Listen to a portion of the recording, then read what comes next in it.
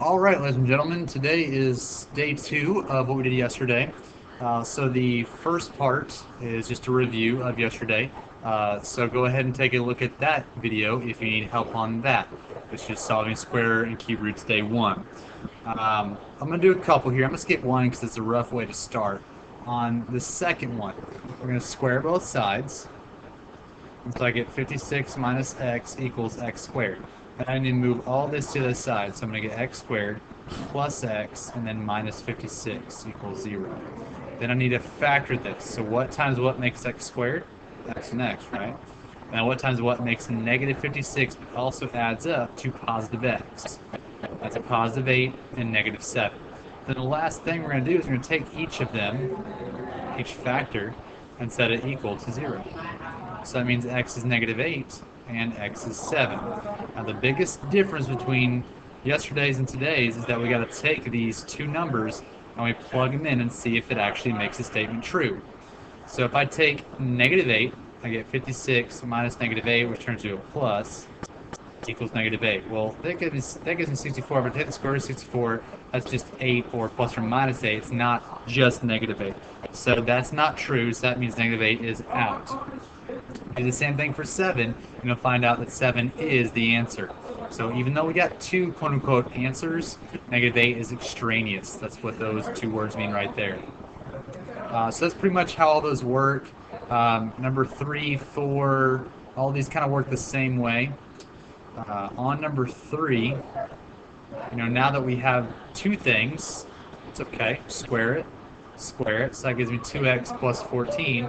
And then on this side, we got to do the box method. We can't just square 3 and square x. So we got to do this, and that gives us x squared plus 6x plus 9.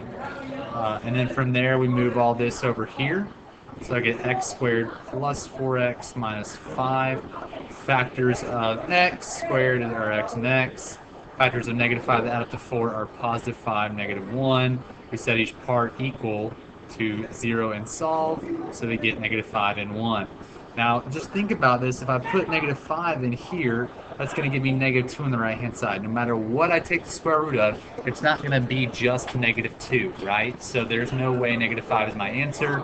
I plug 1 in, I get 4 and 4. So 1 and 1 is my solution, or just 1 is my solution. Okay. Number 5 might be worth doing. I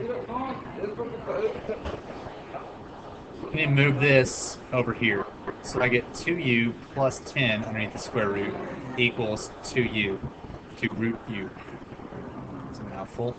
Then I square both sides. Now when you square both sides, you get 2u plus 10 equals 4u.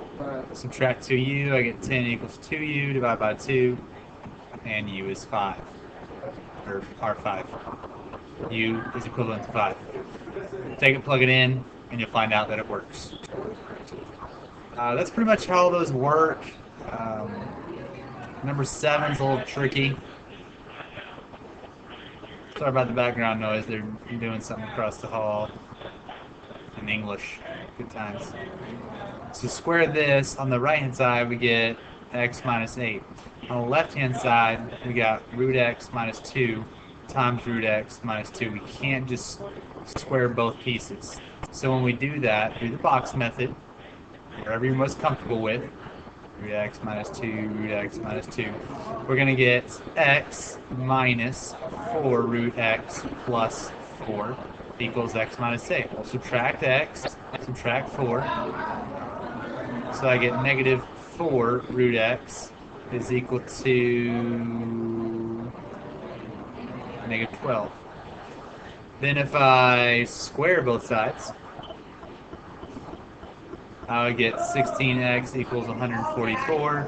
Take the square root of divide, and we get 9. Take 9 and plug it in, and it works because you get square root of 9 is 3, 3 minus 2 is 1, 9 minus 8 is 1, square root of 1 is 1. The last thing is graphing. The easiest way, I'm just going to do number 10. Put this in our calculator. So the whole left-hand side, that's y1. Your right-hand side is y2. So let's take a look at the calculator. I think I got it already plugged in here. Yeah, we got y1, y2. So y1's there, y2 is there. Then I look at my graph, you can see kind of where they intersect twice, there and there. So I know there's probably going to intersect twice. So I look, 3, 3, 3. So my y value is the same. It's 7, 5, 5. Y value is the same. So my answer is going to be 3 and 7. So x equals 3 and x equals 7. Okay? If you want to draw a picture, awesome. If not, I know you did in the calculator. There's no way you could have done this by hand if you don't have any work shown. That's good enough. All right, good luck. See you later.